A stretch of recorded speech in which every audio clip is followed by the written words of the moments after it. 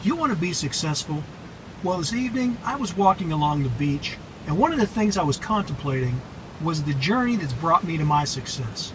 Oh, you could say I was celebrating an anniversary of sorts, because it was exactly 39 years ago today that I was walking on another beach, but it was a very different one than this one, because 39 years ago today, I entered Marine Corps boot camp at Parris Island, South Carolina.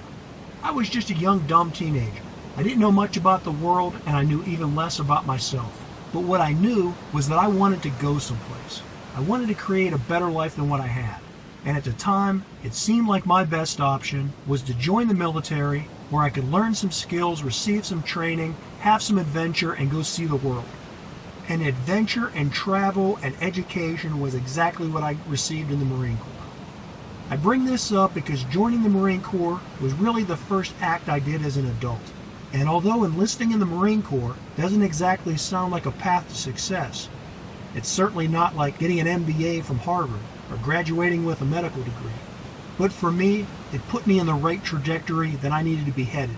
And from there, it was a series of small achievements, receiving more education, getting better jobs, continually improving myself. And that's the path to success. That's why today I'm financially independent. There weren't any tricks, there weren't any shortcuts, there were no get-rich-quick schemes.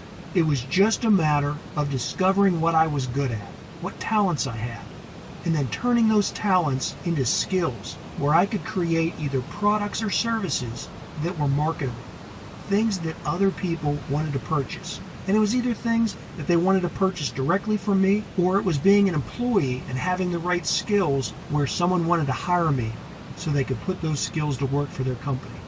That's the path to success.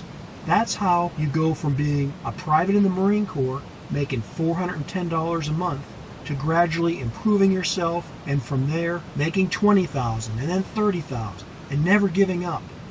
Always striving for more, trying to better yourself, looking for ways that you can create new products and new services and further develop your skills.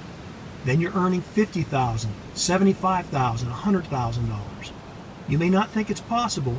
It's not always easy. Many times there are roadblocks and speed bumps along the way. You can have bad luck and misfortune, but if you stick with it, if you're determined, if you learn how to earn an income, and then just as importantly, you have to have the discipline to not spend everything you make. In fact, you have to have the discipline to spend considerably less than what you make. That way you can build your wealth up, you accumulate assets, and pretty soon your money is working harder for you than you're working for yourself. And so at that point, instead of making $75,000 or $100,000 or $150,000, you're making considerably more. It's because now, instead of having to earn a living based on your own labor, you're able to generate an income by putting your money to work. It's that simple, it's that easy, but it won't happen overnight. It won't be handed to you. You have to work for it. And you can do it.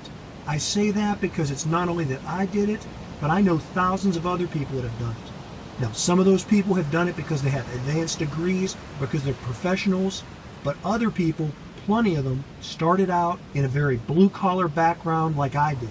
And those people became middle-class millionaires or became blue-collar millionaires. It's not about luck. It's not about being born in a certain family or going to an Ivy League school. It's about you. It's about your skills and abilities. It's about your discipline. And if you put forth the effort, I think you can attain it. It's all about finding out who you are and putting your God-given talents to work. So go out and make things happen. Until the next episode, as always, this is John Pugliano wishing you the very best returns.